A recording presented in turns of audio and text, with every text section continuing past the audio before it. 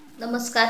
अंगणवाडी परिवेक्षिका म्हणजेच मुख्य सेविकेची जाहिरात लवकरच येणार आहे आणि त्यासाठी ICDS हा विषय अतिशय महत्त्वाचा आहे आणि म्हणून आपण आज ICDSचे जवळजवळ अतिशय महत्त्वाचे 15 प्रश्न पाहणार आहोत. चला तर मग आपण सुरुवात करूया. पहिला प्रश्न आहे, ICDSची सुरुवात कधी झाली? याचे उत्तर आहे 2 ऑक्टोबर 1975 रोजी महात्मा गांधींच्या 106व्या जयंती दिवशी ICDSची सुरुवात झाली. पुढील प्रश्न आहे, ICDSचे लाभार्थी कोण आहेत? उत्तर आहे 6 वर्षाखालील बालके, गरोदर व स्तनदा माता हे ICDSचे लाभार्थी आहेत. पुढील प्रश्न आहे, ICDS अंतर्गत किती सेवांचा लाभ दिला जातो? उत्तर आहे ICDS अंतर्गत 6 सेवांचा लाभ दिला जातो. पुढील प्रश्न आहे, ICDS अंतर्गत दिल्या जाणाऱ्या सेवा कोणत्या? पूरक पोषण, पोषण व आरोग्य शिक्षण, लसीकरण, आरोग्य तपासणी, संदर्भ सेवा, शालेय पूर्व अनौपचारिक शिक्षण या 6 सेवा ICDS अंतर्गत दिल्या जातात. त्यानंतर पुढील प्रश्न आहे, आयुष्यमान भारतची सुरुवात कधी झाली?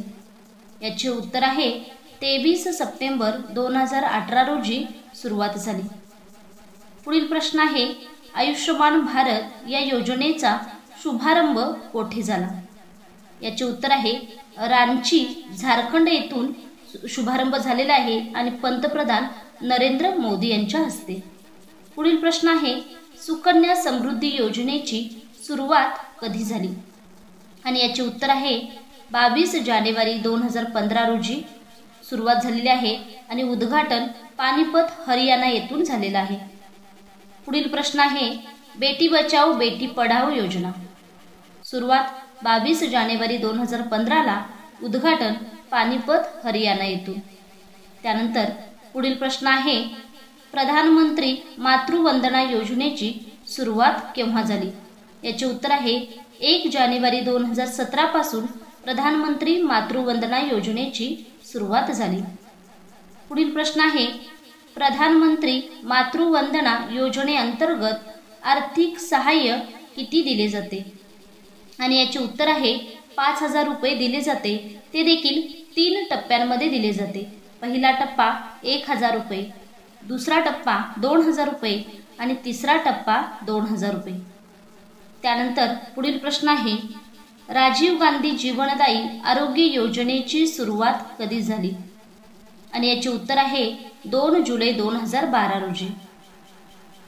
पुढील प्रश्न आहे, माहेरघर योजनेचा उद्देश काय आहे? आणि याचे उत्तर आहे संस्थात्मक बाळंतपणात वाढ होऊन आदिवासी भागातील माता व बालमृत्यू कमी करणे हा माहेरघर योजनेचा उद्देश आहे. त्यानंतर पुढील प्रश्न आहे, माहेरघर योजना किती व कोणत्या जिल्ह्यात राबविली जाते? याचे उत्तर आहे माहेरघर योजना 9 जिल्ह्यांमध्ये राबवली जाते. त्यामध्ये चंद्रपूर, गडचिरोली, पालघर, गोंदिया, नंदुरबार, अमरावती, यवतमाळ, नांदेड आणि नाशिक असे 9 जिल्हे येतात.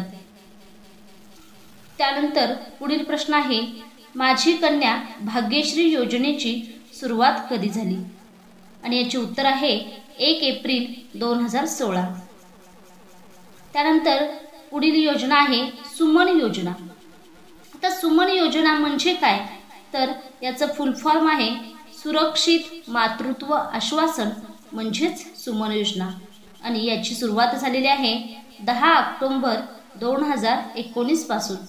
ही केंद्र सरकार पुरस्कृत योजना आहे आणि या योजनेचे लाभार्थी आहेत गर्भवती स्त्रिया आणि नवजात बालके. त्यानंतर पुढील योजना आहे किंवा अभियान आहे दरवाजा बंद अभियान. दरवाजा बंद अभियानाची सुरुवात 30 मे 2017 रोजी झाली. ही देखील केंद्र पुरस्कृत योजना आहे. या योजनेचा उद्देश आहे संपूर्ण देशात शौचालयाचा वापर वाढविणे.